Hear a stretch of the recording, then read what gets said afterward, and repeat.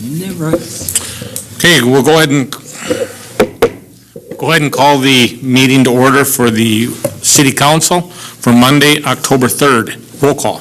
Mayor Calvin. Here. Councilmember Christensen. Here. Anderson. Here. Amon. Here. Nelson. Here. Meske. Plowman. Here. Johnson. Here. Baggerly. Here. 8 present, 1 absent. We'll stand for the Pledge of Allegiance. Wait a minute. I pledge allegiance To the flag of the United States of America and to the republic for which it stands, one nation under God, indivisible, with liberty and justice for all.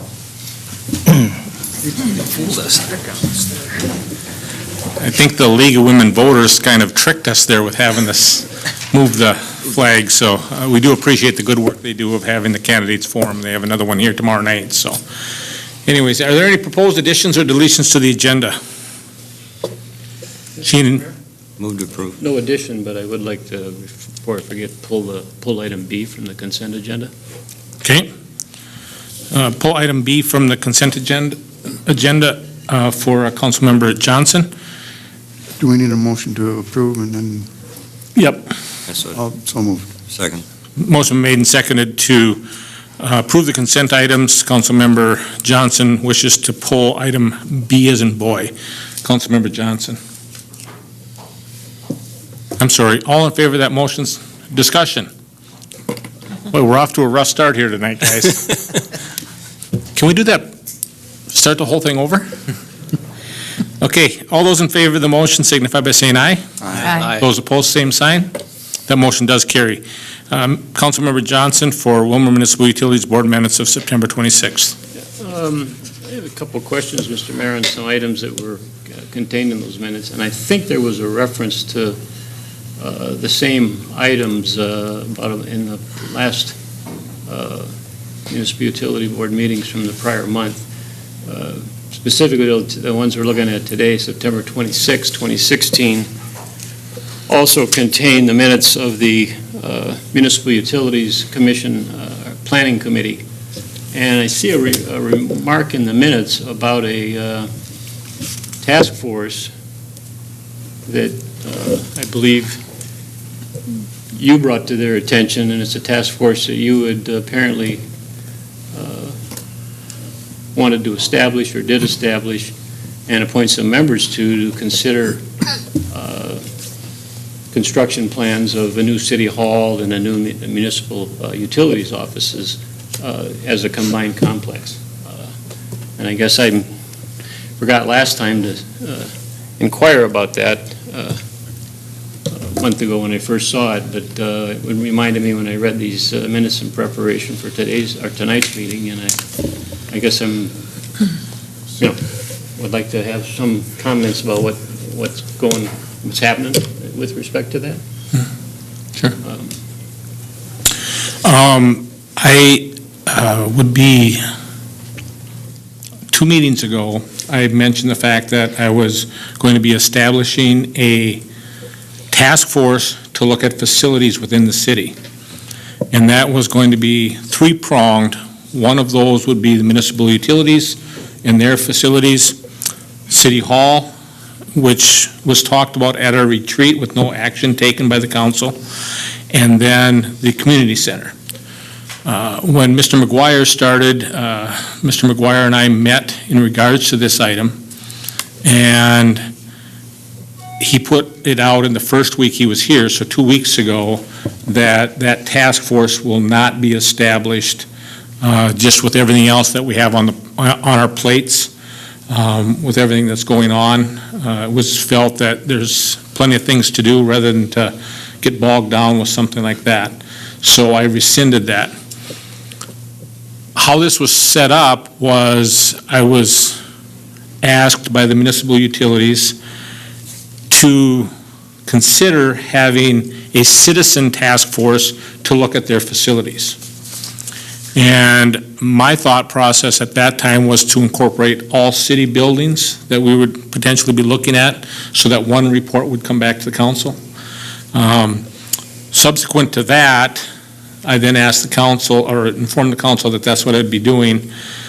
Then, after I pulled that task force, they are working on their community panel to look at their facilities. So that's where it's at right now. It's back in their hands, looking at putting a group of people together for their facilities. Okay, Matt, my reason for bringing it up is to make sure that we comply with our charter.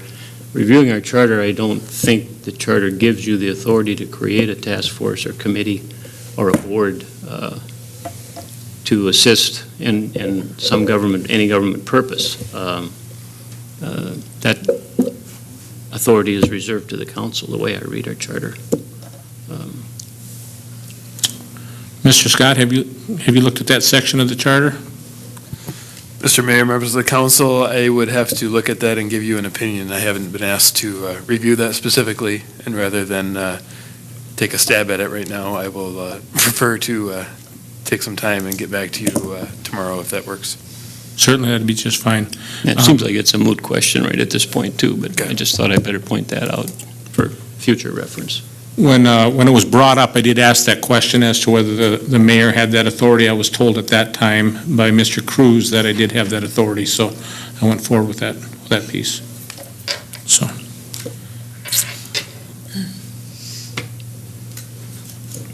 That's all I have, thank you. Would you like to file the minutes? Pardon? File the minutes? Yeah, I'd move to file those minutes then. Second.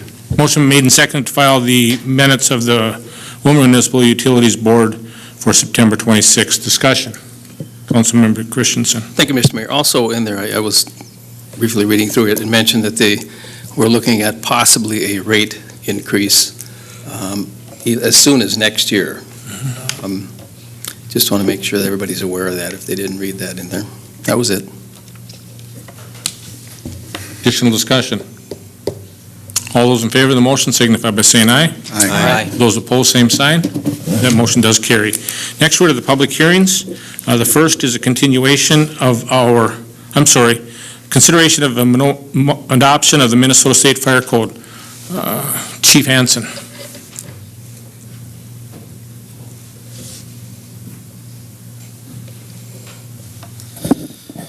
Mr. Mayor, members of the council, we are looking at amending the ordinance so it reads the 2015 Minnesota State Fire Code with the exceptions of appendices A, which is an appeals appendice, which we already have, and then also the residential sprinkler thing. So.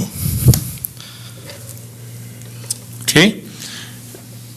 Is there anybody from the public that wishes to speak to the adoption of the Minnesota State Fire Code?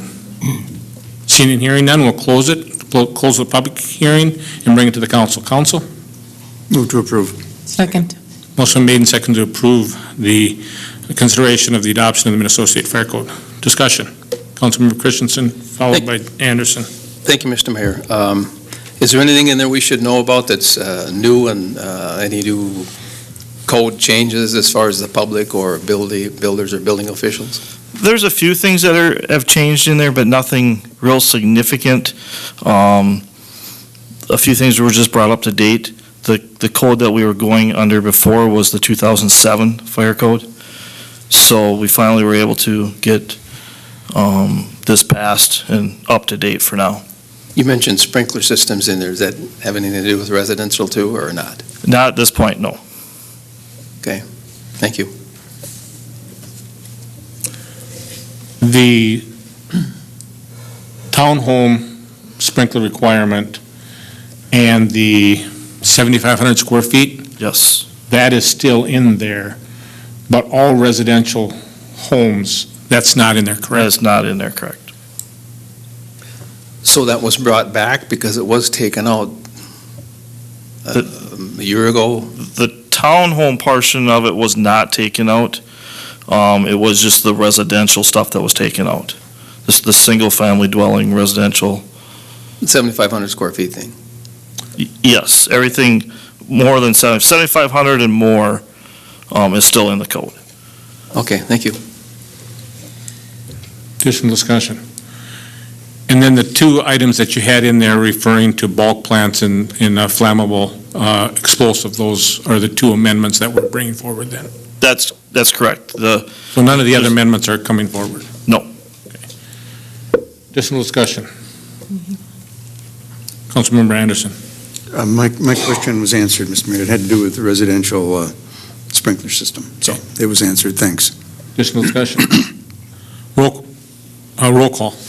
Councilmember Christensen. Aye. Anderson. Aye. Amon. Aye. Nelson. Aye. Plowman. Aye. Johnson. Aye. Fagerly. Aye. 7 ayes, 0 nays. And the resolution passes, or the ordinance passes. Next is a continuation of the Oslo Meadow Special Assessments continued from 9/19/2016. Mr. Okens?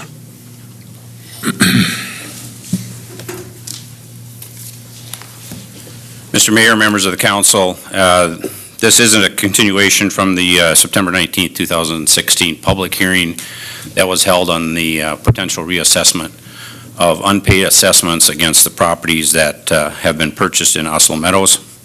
At that meeting, there were some questions asked for clarification. One of those questions was how was the values determined on the parcels? We have been able to get from the file copies of the appraisal cards that the county fills out that is available on the tax forfeiture, tax sales. On those cards, the amounts that are on there are the unpaid levied assessments, which amount to 5 years of principal and interest on assessments on those parcels, and a small amount that is on there from net taxes from 2009 through 2013. Those factors are the items that were put on the properties as values for the tax forfeiture sale. Also on the appraisal card is a section that deals with any kind of balance of assessment principal that would not be included in that. And that is where the $2,325.76 is listed as well. And these forms are available at the tax forfeiture sales and signed by the chairman of the county board. So these are available and I believe presented at any kind of tax forfeiture sale. Also, the question was raised at the public hearing about the values of these parcels that have been purchased at tax forfeiture. The two properties of Lot 6 and Lot 8 of Block 1 now have a value. Lot 6 has a value of $4,800 for 2017 payable taxes. Lot 8 has a value of $8,100. The lots 24 and 25 of Block 3, Lot 24 has a value assigned to it of $6,000. Lot 25 has a value assigned to it of $4,700. Lots 26 and 27 of Block 3, Lots 26 has a value of $4,700, and Lot 27 has a value of $4,500. It has been indicated to me that the values are less due to them being owned by adjoining property owners. That's what it's been indicated to me. Also on the appraisal cards, there is a handwritten note of that the city may potentially assess the remaining balance of assessments. There were 50 lots, just to give us a small history of this development, there were 50 lots in this development. One lot was an outlot, 38 lots went tax forfeited, and 6 of those lots were sold at tax sale. Again, I might mention the first 3 years were paid on all lots. The next 5 years went tax forfeited and remain still as a value assigned to the remaining 32 lots that have not been sold. And that would equal $247,000. The 2 years of unpaid principal interest remaining on those 32 lots equate to $74,000. And those assessments would be outstanding and follow city policy. In checking the file, we could not find any kind of documentation where the staff may have indicated that they would not be reassessed according to the city council policy. And at this point, then, it would be staff's recommendation that you follow council policy and reassessed. Okay, anybody from the public that wishes to speak to the issue? Seeing and hearing none, we'll close that, bring it to the council table for discussion. Councilmember Anderson. I still have concerns and reservations about this. The individuals, both Mr. Cram and Mr. Schmitz, told us that they went to the county, they said, go to the city and check and make sure that there are no assessments. I don't know where this appraisal card is located, be that city or be that at the county. But they were told in both cases that this was not, that there were no additional assessments. And I believe that they did that. Someone, somewhere along the line, gave them some incorrect information. Maybe it wasn't even anybody in the assessing department, I don't know, but I have a concern about that. And I have a secondary concern about what do we do in the future so that we don't have this kind of mistake, misunderstanding, whatever you want to call it. I think we've got two issues going on here. One, we need to deal with the issue at hand, and secondly, the issue of going forward. I'm not comfortable with us enforcing that pending special assessment. Additional discussion, Councilmember Christensen. Thank you, Mr. Mayor. The balance of assessments due on the other 32 lots, is that about 74 grand? Is that what you said, Steve? It would be the 32 times the same assessment that is on these lots? Mr. Mayor, Councilman Christensen, the $74,000 would be the 2 years of principal remaining on those 32 lots. So then, when they get sold, not if, but they will be sold, what if we're asked to do the same thing? That's $74,000. I think the difference is that, they did their due diligence. They went to the county sent them to the city. They talked to the city called them back, if my memory serves me right, from 2 weeks ago, and was told there was no assessment. We just have to make sure, I think this is a two-part process. I mean, we have what happened, and then we have what we do in the future. We just say, we need to make sure this is recorded, the dollar amount. Where is it recorded, Mr. Okins? They were on the hard cards at City Hall, right? Is that where they used to be?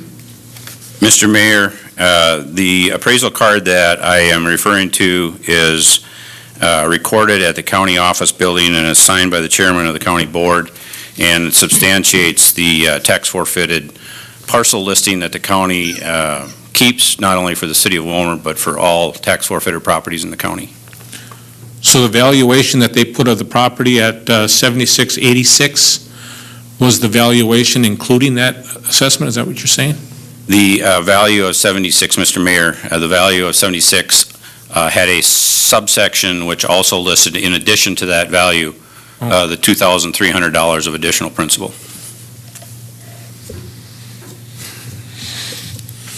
Mr. McGuire, you and I had a conversation in regards to this last week. It appears that there may have been a conversation that happened with a summer employee, not one of our regular employees, where this communication may have happened. Is that what you've been told? Mayor, council members, Kevin indicated that it was a temporary person, and I have not tracked down exactly who it was. Didn't ask him name or anything, but that's what he indicated. Thank you.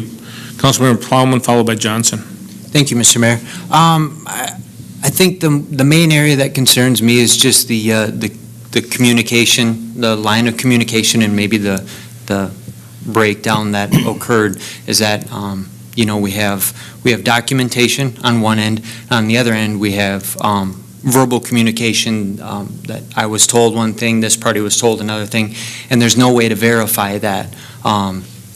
We have a saying at work, if it ain't in writing, it didn't happen. And I think if we found some way in the city to put transactions like this in writing, so when somebody would call to obtain this kind of information, then the information that they're provided, we could also follow up with documentation that here's a copy of what they were provided stating, dollar amounts and whatnot. Because right now, we would just have to take people at their word, and that becomes a real dangerous thing for all future business and whatnot. But as far as this goes, I guess, in my opinion, there's no way that we're going to have anything concrete proof in writing. So I think we maybe have to address, just like Mr. Anderson said, I think we have to address this as an individual issue, and then going forward, I think we maybe need to adjust our policy just a little bit so that there is a written record for these types of communications and transactions so that it doesn't happen again. Councilmember Johnson. Thank you, Mr. Mayor. I haven't done any real estate law for 20 years, but at the risk of dating myself, in the good old days, when you were reviewing title, you got a certificate, an assessment certificate from the city. And it used to cost, I don't remember, $2 to $5, somewhere in that range. And that's how you determined, and if you had a assessment certificate, you were clear. Unfortunately, the conversations that have been summarized by the parties here, I don't know that anybody ever told these gentlemen that our prospective buyers, get an assessment certificate. And I don't even know if that's still common practice. I'd have to defer to my colleague, Councilmember Fagerly on that, but. It's still a practice. Okay. Get it in writing. Yep. Councilmember Nelson, followed by Anderson. I agree with Councilmember Plowman that we have two separate issues going on here, but since the county is now doing our assessments, I'd like to hear from them on what we need to do so this doesn't happen again. And I'm just wondering if we shouldn't take some time or what about splitting them? What about meeting halfway here for these 6 items, since there seems to be some concern about communication or lack of communication. So I'm just curious, I'd like to see a recommendation from the county on the rest of the lots with how those assessments would show up. I'm still confused with having done real estate loans in my past, with how they're not there to be seen. Councilmember Anderson. Thank you, Mr. Mayor. We have a two-part problem, but I have a one-part solution. And I'd make a motion that we refer this matter to the city administrator to give us possible solutions to the matter of the pending assessment, and secondarily, to come up with some sort of a policy working in conjunction with the county that we wouldn't have this sort of problem in the future. That was a motion. Second. And a motion has been seconded.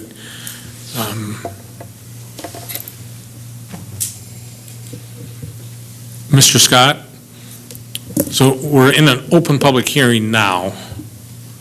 So with this motion, then would we be able to close out the public hearing and then just have staff work on this and bring it back? Or because it's an open public hearing, do we have to continue the hearing? Mr. Mayor, I think you have closed the public hearing when you brought it to the council. That was my understanding. So I think the public hearing has been closed, which is fine. And now the council's options are to either adopt the assessment resolutions or not. The motion on the table would obviously not adopt those resolutions. If in the future this matter is going to be brought back such that there would be assessment resolutions adopted, I think you'd have to go through the statutory notification process again. the property owners all had notice and opportunity to be at these public hearings and testify, and they took advantage of that the first time. The city is not moving forward at this time with adopting the assessments, so if you're going to do that again in the future, I think you'd probably have to give them the notice again. But there's no reason you couldn't do that. Discussion on the motion. Councilmember Ahman. Thank you. I think there might be room for some discussion with the purchasers also on reevaluating the total assessment. And I'm not completely comfortable, but I'm somewhat comfortable in making a motion or reducing that amount and getting this done with tonight, if that's possible, rather than to drag it through again. I think there's plenty of blame to go around, but we don't know who. I think that's another problem, as Mr. Anderson addressed. But I would prefer just to deal with this and get over it. And let the people know just exactly what amount we're looking at and get it done. Councilmember Anderson. Thank you, Mr. Mayor. I think the reason that I want staff to take a look at this is I want to make sure that we don't have any tails. I concur that we should get this done, but I want to make sure that we do it and do it right, and we don't have any tails, and we've done it so that we have a neat package all ready to go. Councilmember Fagerly. Thank you, Mr. Mayor. I think the city did their due diligence on it, because Kathy Peterson said check with the city because there was $2,300 in tax assessment against the property. I think whoever took the phone call didn't know where to look or didn't ask. I mean, the city clerk is supposed to keep track of that, and the assessing department had it on their field cards. But it's up to the city city clerk to maintain that information.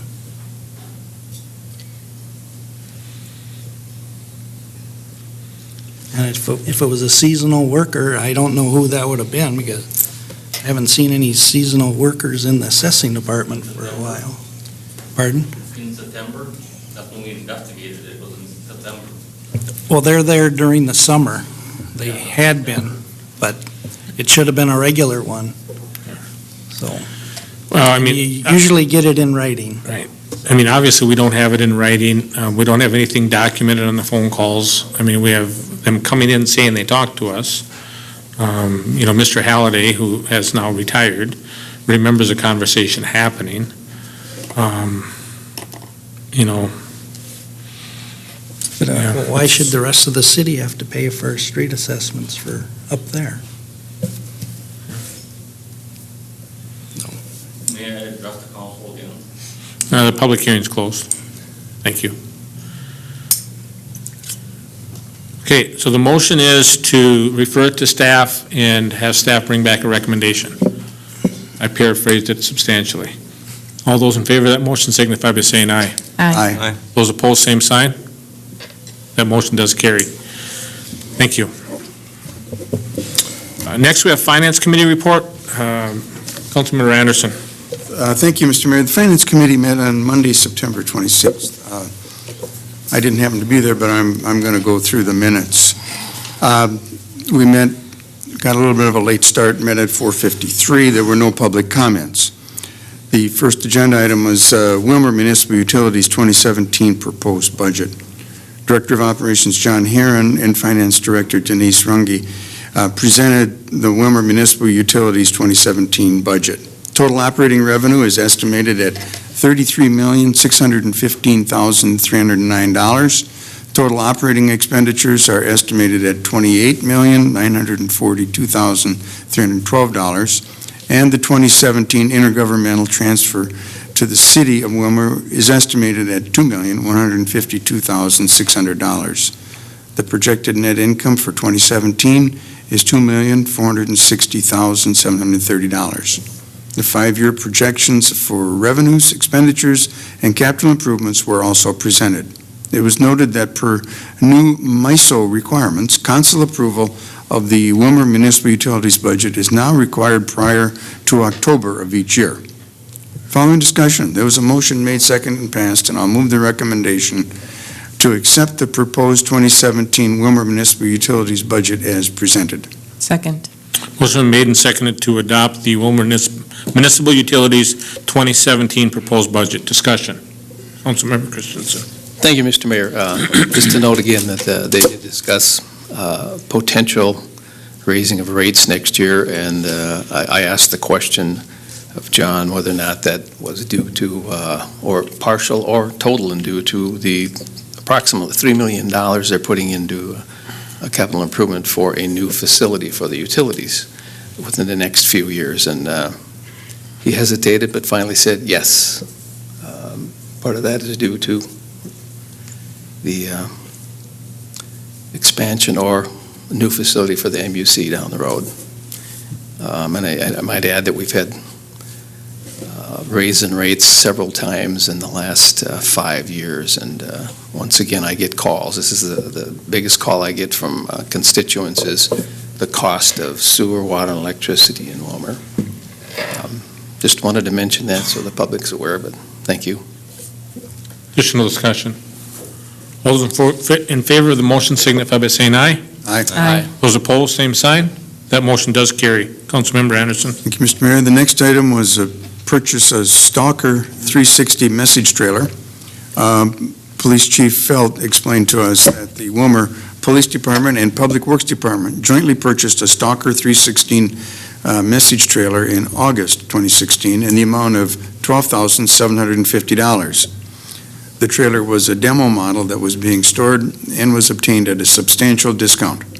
The trailer contains a radar unit for traffic count and monitoring, along with a 3-foot by 6-foot programmable message board for traffic warning, message, community announcements, and things like that.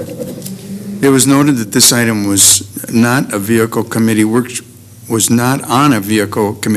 prior to this time, and that both the Police and Public Works Department utilized existing funds in the amount of $6,375 each from their 2016 operating budgets for the purchase.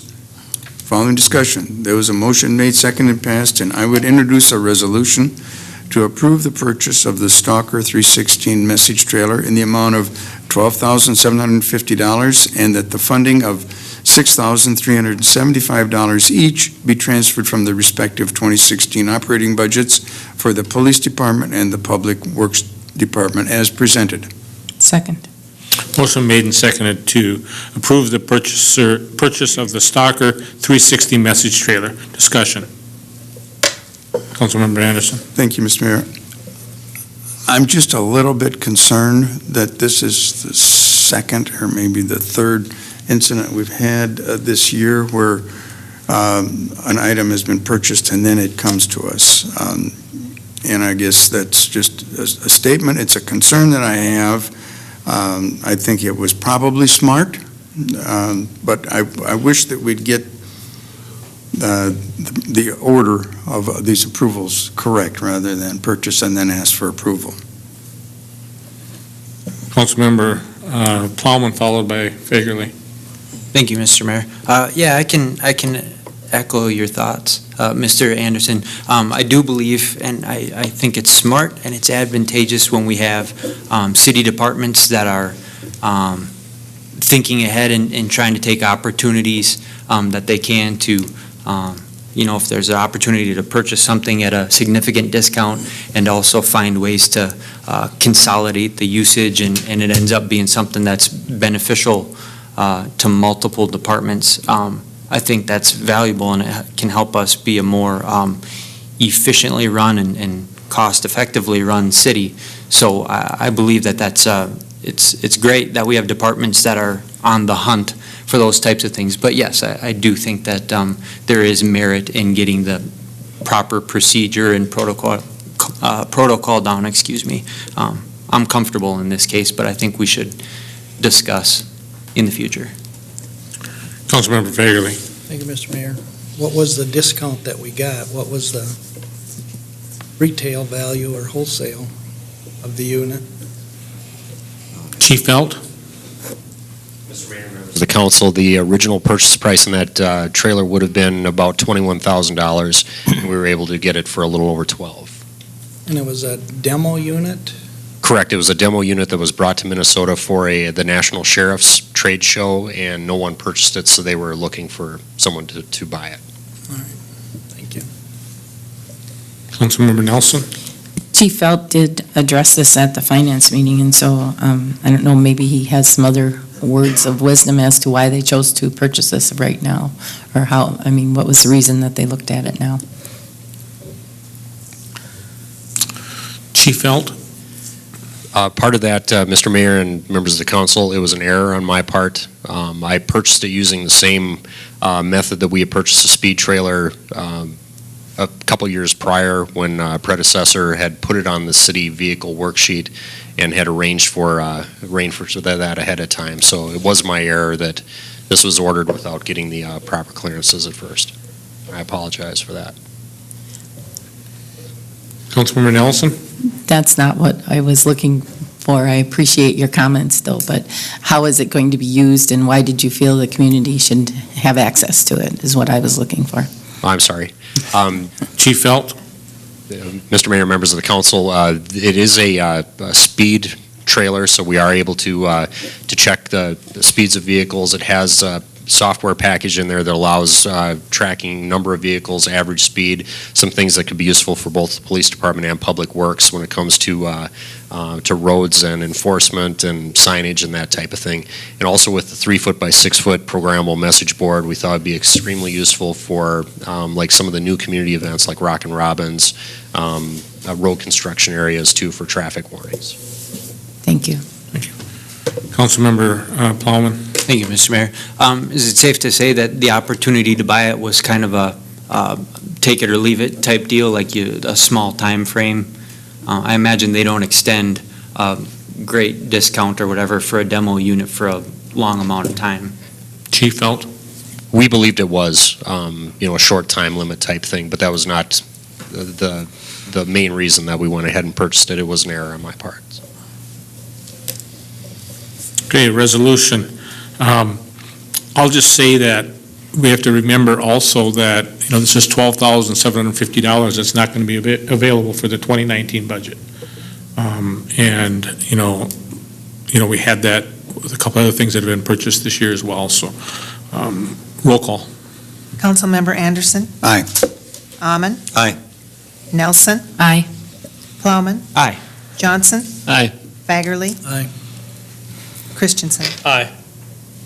7 ayes, 0 nays. The resolution passes. Councilmember Anderson. Our next item was finalize the 2016 street financing.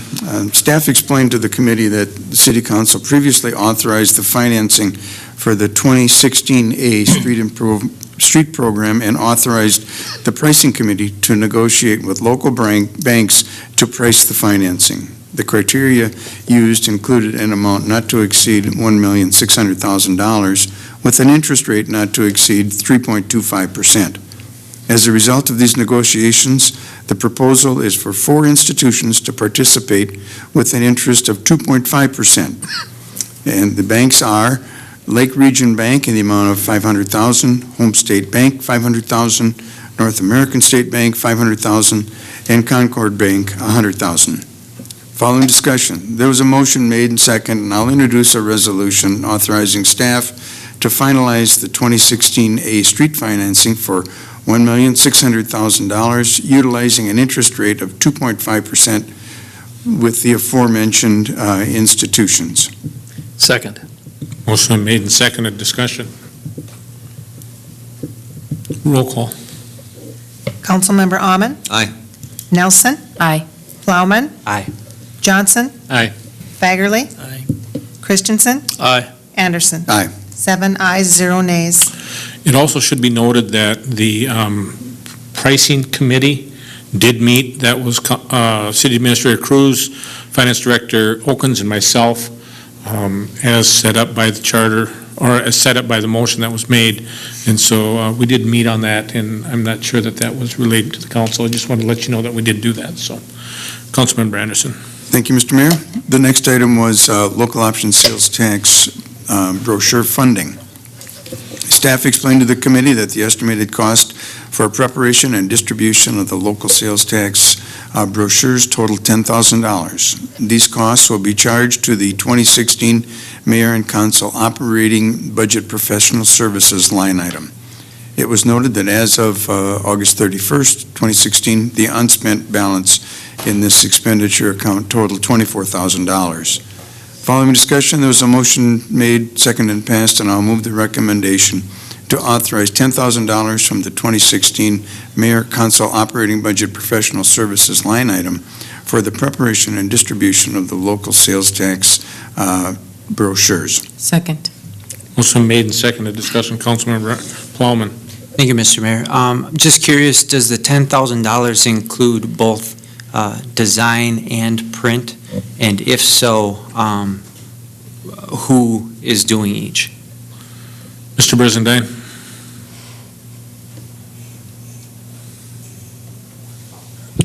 Fingers aren't working. You left it on? Good one. Mayor Calvin, members of the council, Councilman Plowman, at this time, we've been working with Red Star to create the design of the brochure, and upon design, we'll seek out printing costs, so I do not have a printer picked at this time. Our hope is to have that document completed by the end of this week. Okay, so the 10K is for? Should cover production, the design, production, and mailing of that. Fantastic, thank you. Mr. Brizendine, I certainly hope we're using local vendors for that, so, for the printing. All those in favor of the motion signify by saying aye. Aye. Those opposed, same sign. Motion does carry. Councilmember Anderson. The next item is Willmar Stinger lease rent waiver request. Steve Brizendine, the Community Ed and Rec Director, explained to the committee that Mark Jerzak of the Willmar Stingers contacted city staff and the mayor requesting that the city waive the fee for 2 games in August that were played at Baker Field. They made this request due to the cancellation of the remaining games at the stadium due to water issues from the storm that took place that past month. Staff recommends that the city follow the lease and have the Stingers pay $820 due for the 2 games at $410 each. Staff prepared the field for usage, and West Central Industries cleaned the stadium after the games at a cost of $160 per game. So the city had an outlay of cash for these 2 games that would be recovered by the lease payment. Following discussion, there was a motion made, seconded, and passed, and I'll move the recommendation of the committee to adhere to the lease with the Willmar Stingers, requiring payment for rent of the 2 August home games actually played for a total of $820. Second. Motion made and seconded. Discussion. All in favor of the motion signify by saying aye. Aye. Those opposed, same sign. That motion does carry. Councilmember Anderson. The next item was a Bremer grant for the Destination Playground. Steve Brizendine, Community Ed and Rec Director, explained to the committee that staff was approached about writing an application to the Otto Bremer Foundation for a grant to support funding efforts for the Destination Playground at Robbins Island. It's proposed that the grant request be in the amount of $150,000. Staff has submitted applications to this organization before and believes this grant will be well received.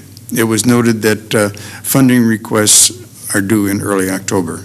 Following discussion, there was a motion made, seconded, and passed, and I'll introduce a resolution authorizing staff to submit an application for the Otto Bremer Foundation grant for $150,000 for improvements at Robbins Island. Second. Motion made and seconded for the permission to apply for the Otto Bremer Foundation grant, the amount of $150,000. Discussion. Councilmember Johnson. Thank you, Mr. Mayor. I was on vacation when this meeting occurred, and I can't recall if in the Community Ed and Rec meeting, but maybe you can refresh my memory, Steve. Was this $150,000? Is this one of those grants where if we don't get the rest of the money that we would return this, or we were talking the other day, the last meeting also about the applying for the $750,000 grant from the legacy funding and putting in a $250,000 match. And question became, if we didn't get the 250, would we have to return the money? And the consensus was yes. And I guess my similar question to this, what happens if they don't raise the required amounts to construct this facility? Community Ed and Rec Director Brizendine. Mayor Calvin, members of the council, Councilman Johnson, I'm going to keep my fingers crossed that they do raise the remaining $650,000 of the project. My assumption is if they're short of that target, this money would be a grant that would be given regardless. So I don't know what contingencies the committee is working on if they do not reach their goal.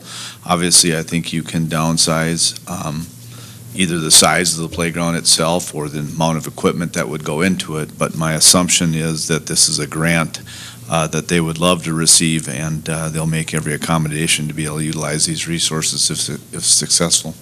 Okay. More of a general grant, so we could use it for other things.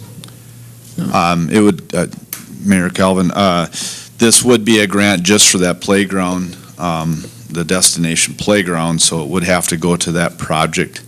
And I believe that project is going to take place. We may or may not have to the scope that is currently being planned, but I got to believe that this playground committee is going to work diligently to raise the funds to get to their goal. And there is not a match regarding this one. Yeah, I know that it's not for this one, but thank you. Roll call. Councilmember Nelson. Aye. Plowman. Aye. Johnson. Aye. Bagerly. Aye. Christensen. Aye. Anderson. Aye. Almond. Aye. 7 ayes, 0 nays. The resolution passes. Councilmember Anderson. The next item was Blue Cross Blue Shield grant and donation for water safety efforts in Willmar. Steve Brizendine, Community Ed and Rec Director, explained to the committee that staff was contacted this summer about leading efforts to create some water safety initiatives in reaction to the tragic death of 2 young Willmar residents this past summer. Staff will work with community members to create opportunities over the next couple of years around water safety programming. This effort could be in the form of swim lessons, waterfront safety programming, and utilizing experts in the field to offer low or no-cost programming to our community members. They plan to target the newest residents and those not comfortable around water. They will utilize all of the assets such as the indoor pools, the aquatic center, Robbins Island to assist with the effort. Blue Cross Blue Shield's donation of $10,000 could lead to some great efforts around water safety in the future. Following discussion, there was a motion made, seconded, and passed, and I'll move the recommendation to accept the donation of $10,000 from Blue Cross Blue Shield for water safety efforts in Willmar. Second. Motion been made and seconded. Discussion. All in favor of the motion signify by saying aye. Aye. Those opposed, same sign. That motion does carry. I just want to thank Blue Cross Blue Shield for stepping out and assisting us with this project. This is $10,000 that we wouldn't have had to do this before, and there's been a lot of good press on it, and also want to thank our Community Ed and Rec staff for the good work that they've done on this project. So thank you for your work. Appreciate it. Councilmember Anderson. The next item was the Civic Center budget adjustment. Steve Brizendine, the Community Ed and Rec Director, he was a busy man that night. Explained to the committee that due to having ice available early this year, a new hockey program was started this fall in conjunction with the Willmar Hockey Association, Willmar Warhawks, and Civic Center staff. There are 150 students involved in this activity, with additional revenues projected to be $10,650, along with associated expenses, mostly pertaining to supplies of the purchase of new jerseys for the participants to wear for this activity, as well as additional staffing costs. Staff is requesting to increase both revenue and expenditures in the 2016 Civic Center operating budget by the amount of $10,650. Following discussion, there was a motion made, seconded, and passed, and I'll introduce a resolution revising the 2016 Civic Center operating revenues and expenditures by $10,650 to accommodate the new hockey program as presented. Second. Motion made and seconded to consider the Civic Center budget adjustment, amount of $10,650. Discussion. Roll call. Councilmember Plowman. Aye. Johnson. Aye. Bagerly. Aye. Christensen. Aye. Anderson. Aye.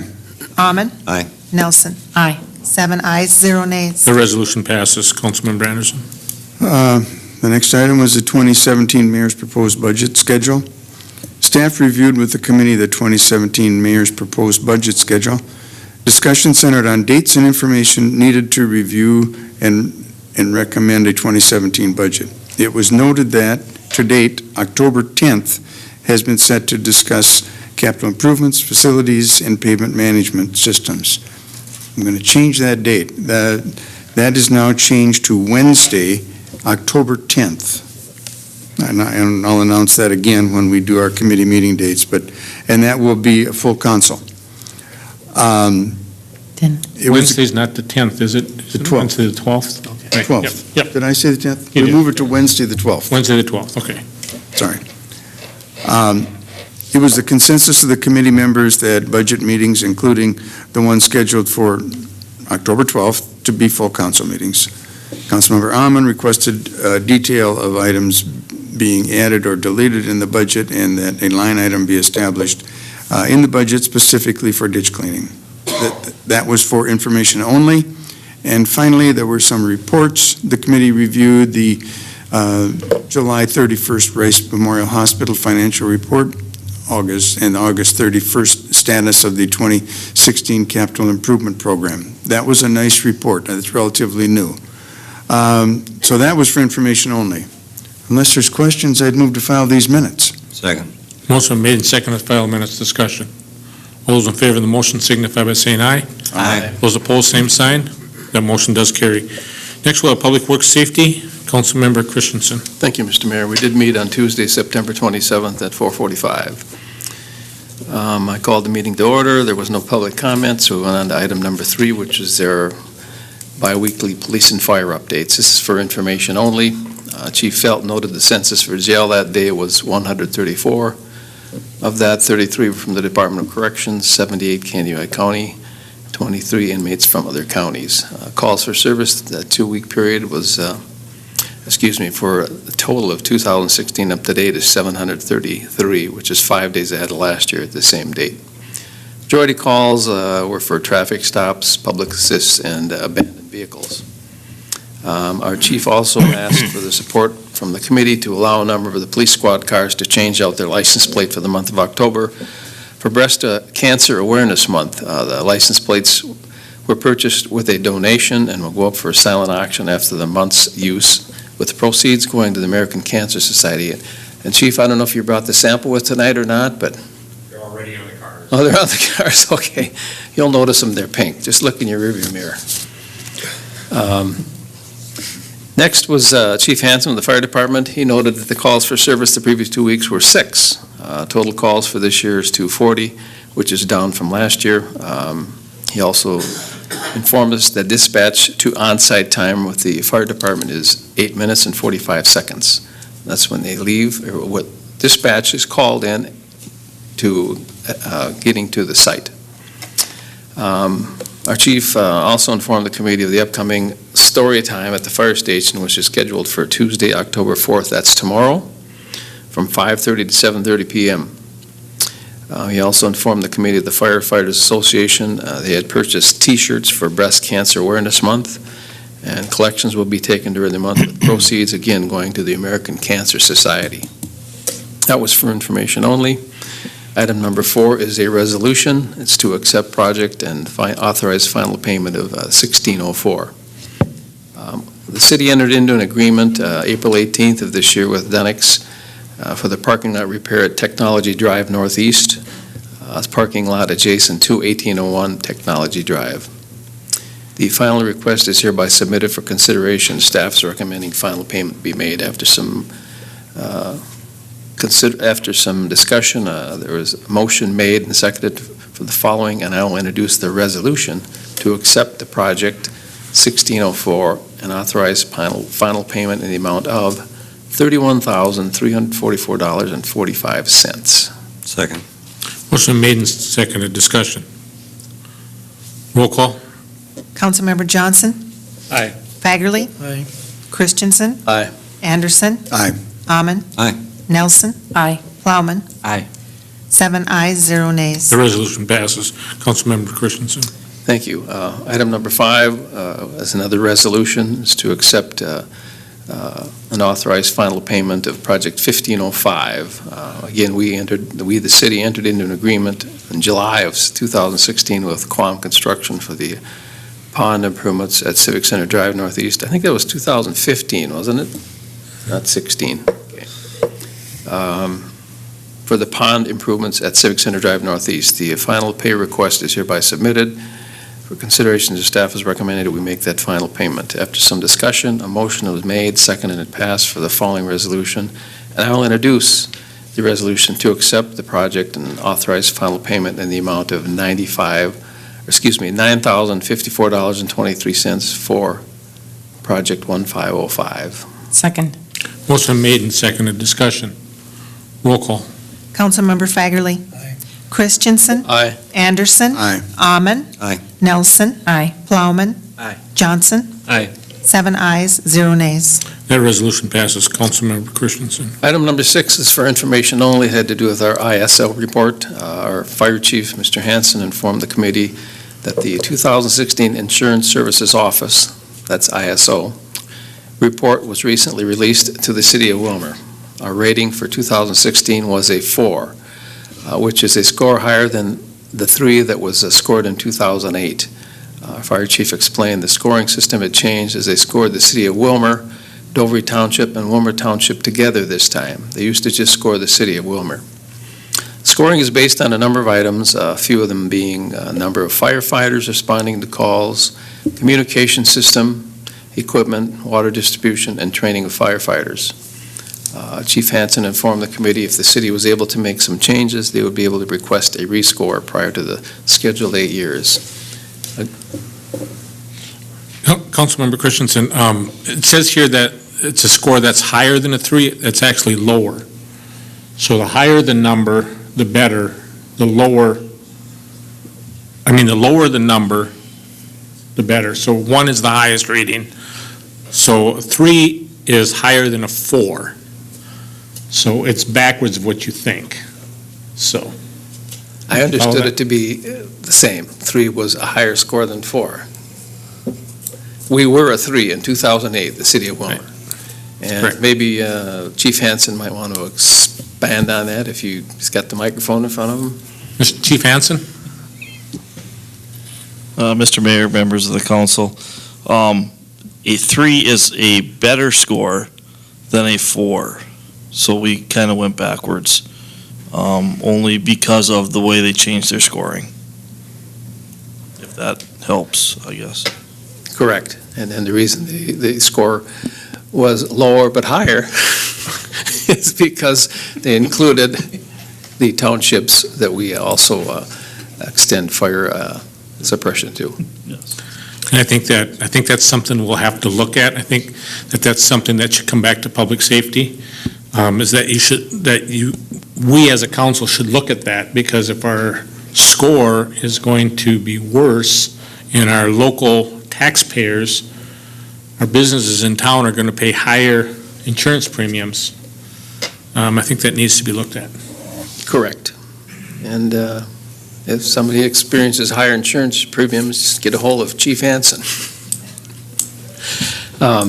Again, that was for information only, leading us to our last item, which is non-agenda items. Mr. Almond brought before the committee his request for information on stormwater detention ponds. Councilmember Nelson requested the report prepared by Bolton and Mink to be sent out to the committee for our review. Our interim administrator, Mr. Guire, was there, and he informed the committee he will direct staff to send out the report. That was the end of our meeting, and if there's no further questions or comments, I would move to file the minutes as stated. Second. Motion made and seconded to file the minutes. Discussion. Councilmember Nelson? Back to the ISO report, when I was looking through it, and I thank you for putting the detail in there, there's a fair amount of information there on training and also community training that I wondered if maybe we could take a look at one of the Public Works meeting and just see if there's some things we could do there. Additional discussion? All in favor of final minutes signify by saying aye. Aye. Those opposed, the same sign. That motion does pass. Next is Labor Relations Report of September 28th. Councilmember Amon. We met at 4:45 in conference room 1.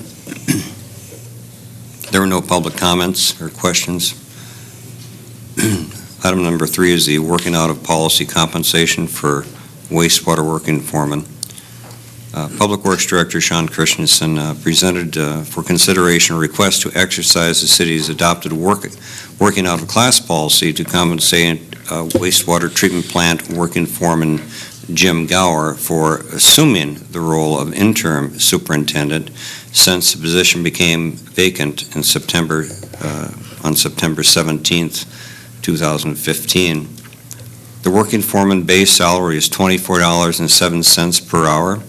The retroactive pay from September 17th is 2015 is proposed to be an additional $2.41 per hour, with compensation going forward until the position is filled at the hourly rate of $35.54 per hour. The staff's recommendation to compensate Mr. Gower, as allowed by the working out of class policy, was made and moved and seconded to adopt the recommendation of staff, and I will move that recommendation, Mr. Mayor. Second. Motion made and seconded to consider the working out of class compensation. Discussion. Councilmember Plowman. Thank you, Mr. Mayor. I'm just curious, in terms of the process, if this individual is qualified to do this job, do we have a process in place, or is this person eligible for the promotion to this position? Public Works Director Christensen. Thank you, Mr. Mayor. Councilmember Plowman, yes, this person is eligible for the promotion into this position, which is why he's been named the interim. We have collectively held off on advertising for that position until after the compensation study has been completed. Okay, thank you. Councilmember Nelson. At the meeting, we had a discussion about the retroactive pay, but could you just speak to the pay that's going forward now? Is that a different rate than what it was at before? So I'm just curious about the rate going forward versus the retro. Public Works Director Christensen. Councilmember Nelson, the rate going forward, and it looks like now that the math may not be exactly correct on that, should be that additional 10% of that 2407. So I'll have to look into that on why it was listed at the 3554. So it should be the 2407 plus the 241? Councilmember Nelson, I'll have to look at the policy again and see how that's stated in there. Okay.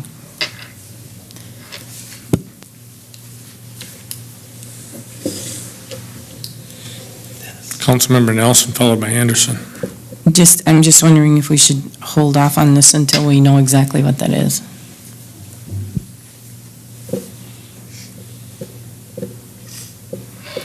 We need a motion. Councilmember Anderson.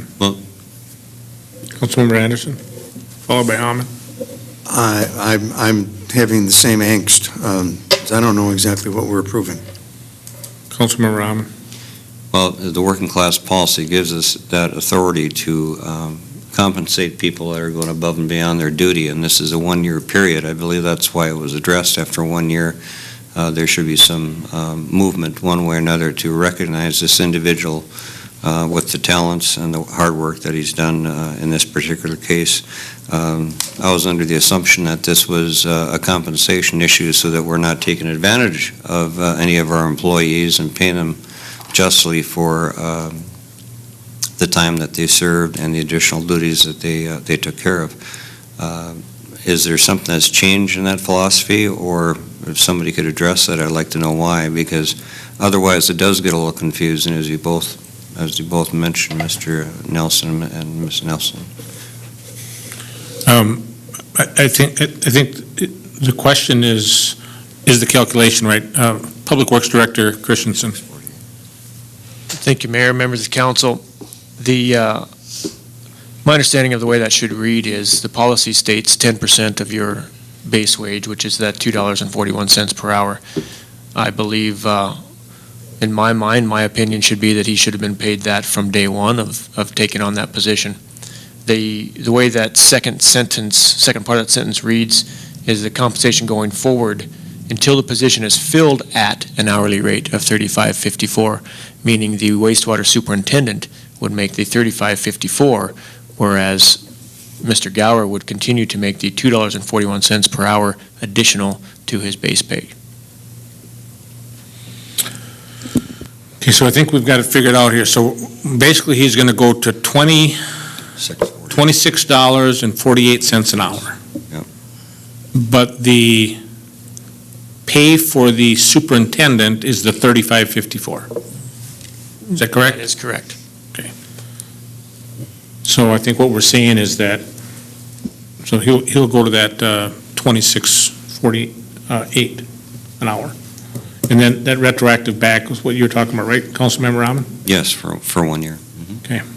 Councilmember Nelson, followed by Christensen. I'm okay with the retroactive, but still in the parentheses, that information doesn't make sense to me, so. But Even I'm with the okay. clarification? And I'm okay with the clarification, but the document that we have isn't correct. Is that right? Mr. McGuire, can you help us with that? Basically, we need to clean that language up. Yes, and we can do that. We can do that after, if you make the motion. I think it's been explained by the Public Works Director what the numbers are, so I'd be comfortable with that. Councilmember Christensen. Thank you, Mr. Mayor. I understood the motion. I think maybe the rest of you are looking at the memorandum, but the motion was pretty clear. That he's going to get this retroactive, and if I'm not mistaken, the superintendent of the waste treatment plant, we've budgeted for it this year, next year, the previous year, and clean is gone, so that there's money there for it, and he deserves it. Councilmember Nelson.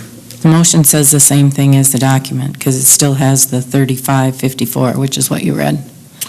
Right, I think we have a clarification. We're approving the 2407 plus the 241, correct? Correct. What we're approving is retroactive pay back for $26.48 per hour, retroactive back and forward until the position is filled. Still wrong. Okay, now I don't have it. Public Works Director Christensen. Mr. Mayor, let me give you some other math here, because I looked at a different document. Won't it be nice to have that HR director on board? Yes, it will. And I apologize for the different pieces of information here. The base salary for a working wastewater foreman is $24.07 an hour. The way the policy reads is that they are allowed 10% on top of 10% of the base salary on top of their existing salary. Mr. Gower's existing salary is $33.13. If you add $2.41 to his existing salary, he will be making $35.54 going forward. This will be in addition to the $2.41 that he'll get for the year's worth of hours. Does that make better sense? That's not the way it was. Councilmember Ahmed. Yeah, now you have my interest. The way I understood is that we were just approving the 10% at this time until you get the study approved. So your interpretation is that you have already offered this individual that pay of $35.54 an hour, starting 17th of September, or whatever day it was he applied for that or was doing the job? Public Works Director Christensen. Mayor, members of council, Councilmember Alman, that is not correct. Okay. What this request does is allow his 10% salary from that date. Okay. Thank you. So I think what we're doing is we're adding the 241 onto the base of what he already is getting. Right. And that came up to the 35.54. which means that his current salary is $33.13. Is that correct? And it goes off of the base versus where he currently is at, because that's where the 10% comes off the base.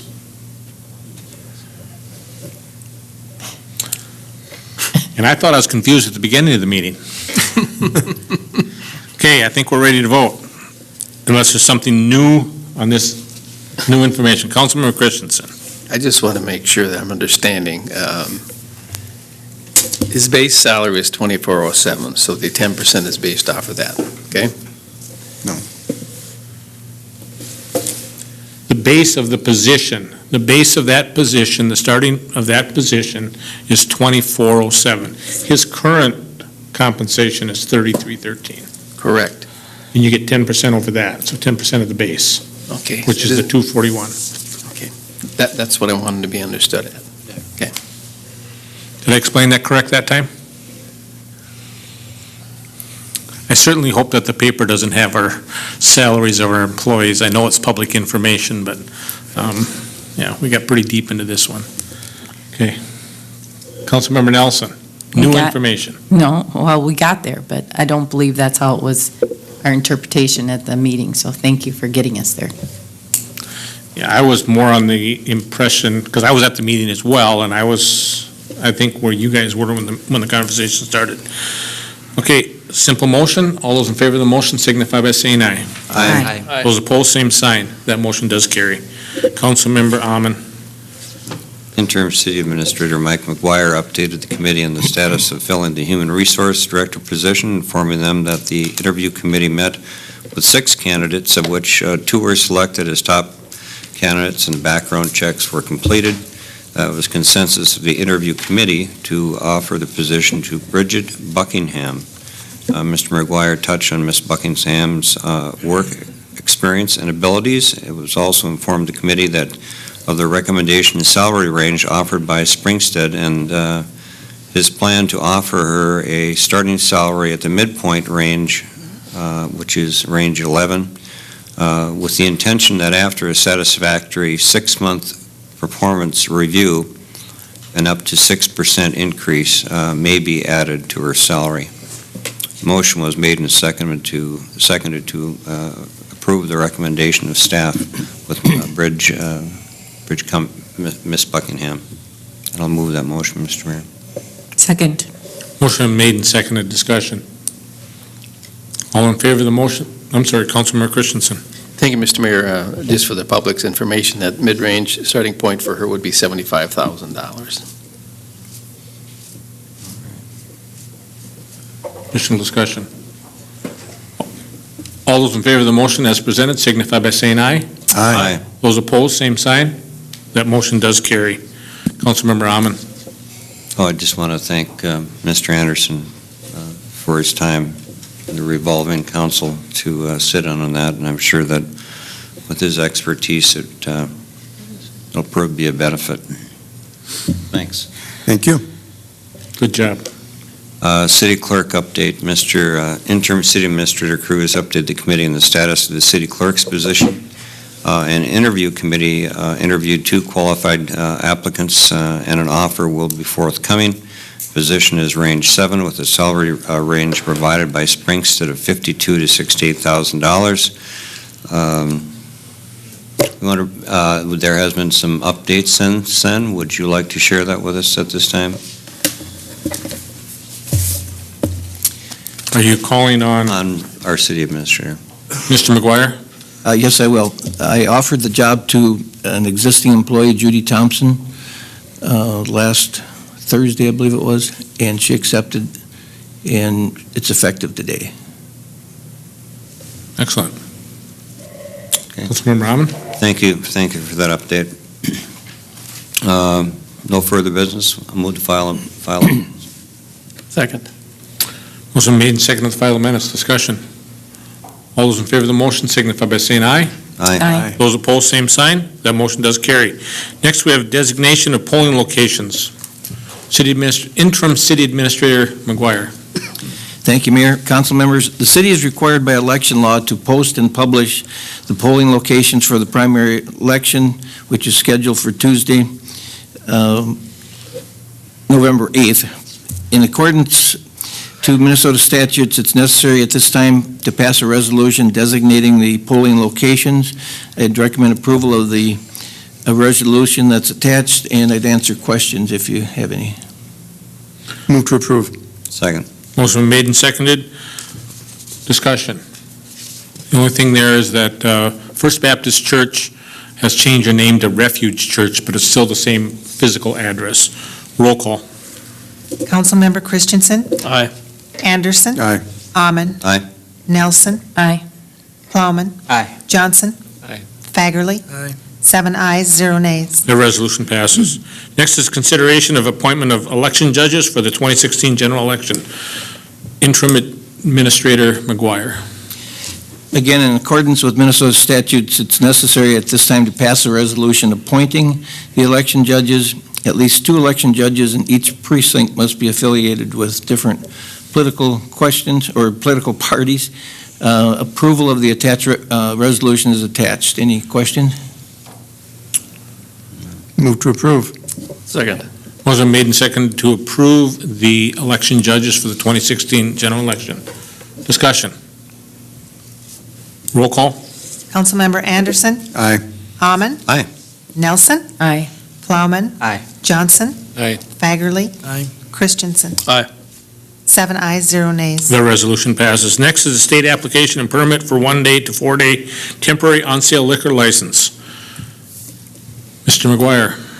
The Willmar Lakes Rotary Club has plans to sell alcohol during a St. Thomas exhibition hockey event located at the Civic Center on November 5th and 6th, 2016, and are requesting a permit for a 1 to 4-day temporary on-sale liquor license. Approval is recommended. Move to approve. Second. Motion made and seconded. Discussion. Roll call. Councilmember Amon. Aye. Nelson. Aye. Plowman. Aye. Johnson. Aye. Fagerly. Aye. Christensen. Aye. Anderson. Aye. 7 ayes, 0 nays. And the motion passes. And again, on liquor, these are motions, not resolutions, but it does take a roll call vote. Next is Civic Center Arena Special Event on-sale liquor license by permit holder. Mr. McGuire. Mayor, council members, the Civic Center has rented space to the Willmar Warhawks, who plan to serve alcohol during the hockey season starting October 15th, 2016 through March 11th, 2017. The actual license is to the TPI Corps, which is Holiday Inn and Green Mill, and they've applied for this and they're requesting, and their employee on site will be Ryan Nelson, and they're requesting approval, and I would recommend that. Move to approve. Second. Motion made and seconded. Discussion. Roll call. Councilmember Nelson. Aye. Plowman. Aye. Johnson. Aye. Fagerly. Christensen. Aye. Anderson. Aye. Amon. Aye.